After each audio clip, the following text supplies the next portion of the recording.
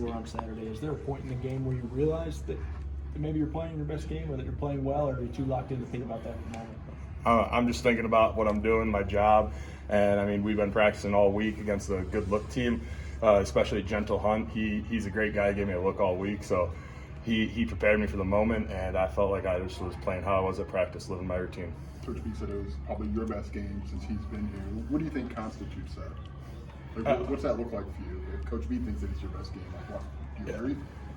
For me, it to be my best game, it's me doing my job every time. Is my guy making the play, or am I doing everything I can in order to help the team win? And that's what we did. We won. So I think I did my job because we won. So would you agree with that? Or? That I played my best game? Yeah. You would. Yeah. But now I got to bring it forward. Got to bring it on to Oregon. You know what I mean? Can't live in the past. Got to look forward. So what's important for you to carry that over? I just gotta keep living my routine. I gotta work on the things I messed up because I didn't play a perfect game by any means. So, I mean, there's still stuff I gotta work on, and that's what I'm gonna do this week is make sure I get better for Oregon. Does the blocking change for you guys when you know that Luke might be running the ball more with Caden out? Are you guys doing anything differently for that when it's not a designed quarterback run? When it's not, I just trust him to do his job. I know he's going to make plays. If I miss something or if I mess up, I know he's going to do his job, make plays, and he's going to make us right, just like we're going to try and protect him every single play. So. How much you guys lean on Kreutz from a communication and leadership standpoint? Absolutely, yeah. I rely on Kreutz a lot because I don't want to overthink what I'm doing, so I rely on him. He tells me what I'm doing, and we listen. That's what you have to do in order to work well together. You all got to be on the same page, and he does a great job at communicating with everyone. And if there's like a bogey call, or if there's something where there's someone, if there's like a pressure or something, he's good at echoing it to the backside, so that way we're able to all be on the same page, and that's really helpful for me. Is that doubly important this week against a complex front where they show a bunch of different fronts? Absolutely, it's crucial because first, he's really good at telling us what we're doing and the front, so that way we know how to block it up. And he does good at communicating, especially in loud environments like at Penn State. That was a good learning experience for us, but we learned from it, and then now it's a good opportunity for Oregon. So he's good at communicating in those environments. What do you feel like you learned from that Penn State game? Just gotta trust myself. I feel like I gotta trust myself. I gotta trust that everyone's doing their job, and we learn how to communicate better in loud environments, and that when the pressure's on, you're playing a high-ranked team, we just know how to prepare. How can that help you going into what's been described as kind of a crazy atmosphere at Oregon? How can that experience going through that kind of translate? It helps us by just being all on the same page, and it helps us by being able to handle the poise, have some poise in the noise, and be able to handle the situations that are thrown at us, whether when the crowd's getting loud on third down or even first down, whenever they get loud, that we're all on the same page. We know the scheme, we know it well, and we know what everyone's job is on each play. You talk about not overthinking things. Is that just a matter of trusting that, you've put in the work, just that you can do it? Yeah, trusting my ability. That's my main thing. Is I'm trusting that I'm able to do it, and I'm confident in it. I'm confident in things I've been practicing every week, and it makes it really easy for me to be able to do that when I have a center like Kreutz that knows everything that's going to happen. He knows the game plan.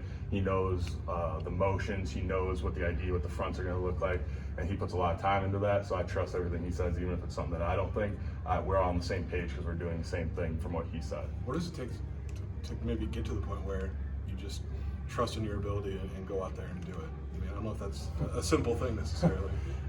It's just practicing every day, being the same guy every day, and going out there and doing the same stuff during the week, and then not overthinking it when it comes to game time. Just do the same stuff you've been practicing, and that's what's really crucial for me. Is we have I think one of the best look teams that we've had in a really long time, because they give great looks every week. It's not like they're doing their own thing. They make sure to do a great job at simulating who we're going against. So it helps me a lot, because then I just do what I do in practice. I do practice to then game day, and it helps me out a lot. So.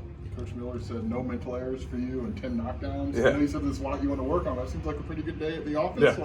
Yeah. It was a great day, but that ain't going to help me in the next game. So I got to look forward and see what I'm going to do against Oregon, But there's still certain things, no game's perfect, working on certain techniques that I need to get better at, so that way they don't get exploited. What do you think about playing the number one team in the country? Just, faceless opponent. I think it's the next game up, and I'm looking forward to getting after them. How hard is that, Josh? Because I feel like, just treating them like a faceless opponent in a sense of, he just played Michigan, and I kind of refer to it as helmet disease. You see that Michigan helmet, and you must think the guy opposite you is just awesome, right? Because he's in that helmet. I just think of it as the next guy. I think the reason that I came here was to go play against Big Ten opponents, and every team has guys. You look at any team, they all have guys on their team that are going to play in the NFL, and I think that's just how you got to look at it every game. Is you got to prepare like it's your last game too. You never know when it's your last down, so I never want it to be a bad play. Speaking of helmets, you know where yours ended up, the Red Grange helmet that you wore, or your jersey? I don't know where it is now. I think they're auctioning them off at the end. Hopefully, I'll be able to get it. That'd be kind of cool, you know. But Yeah. I don't know what we're doing with them right now, so I don't know where it is. Did it feel like it was cool to wear it for a game kind of thing, and glad to go back to the regular, or what? It was definitely a cool helmet. The designs I thought were really cool on it. I thought that they were definitely very detailed, and they looked really cool on TV. But you know, that's in the past now, and I'm back in the helmet that we wear every game. So. Coach B talked on Monday about he had a guy, Gabe Cremini, at Wisconsin who played really, really well against really good opponents, really good defensive lines. He said you want to make that jump, like you have to play well against those next level guys. So how do you look at that? I mean, you look at Penn State, Nebraska, Michigan, now Oregon. Like, how do you approach that, knowing the opportunity there with first round picks sitting across from you? I look at how I look at when I'm going against anyone, because if I start treating those guys differently, you know what I mean? Like, if I start treating those guys differently, like they're untouchable, then that's what they're going to be. So if I think that I'm able to do it and how I'm going to attack it, just like I do every single day, you know what I mean? Because we do have good guys on our look team. I keep mentioning, you know, Gentle Hunt, but he does a great job at giving looks. Like he does a good job at using the hand swipes, the bowl, whatever is asked of him, he does. So it makes it easy for me to focus on working on those moves and replicating them. And if I ask him to do something, he does it, and he does it at a high level, so that way when it gets to the game time, he does it sometimes better than the opponent. So that way when it's like game time, everyone talks about the NFL and how they prepare every week and that their look team gets them ready. I think that's what helps me get ready a lot. So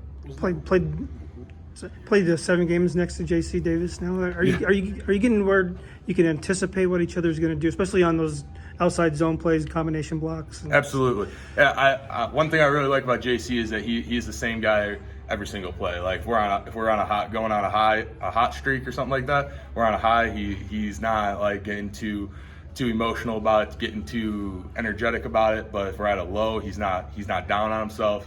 He's able to be the same guy every time, which is really nice for me to be able to depend on, because he's being the same guy every single time, which helps us be able to communicate well, and he does it in practice too, which is what makes it easy flow into the game. How big was that Lafferty 30-yard run early? I think it was the first drive. It's had to have been on Barry's early call sheet, but to hit it, momentum seems to be a thing, especially in the run game. Mm-hmm. Yeah, it was huge. He did his job, and we did our job, so it was huge for us. But it's just one play at a time. You know what I mean? I trust what Coach Lunny calls, and then we go out and execute, and he went out and executed, and I'm happy for him. Josh, what was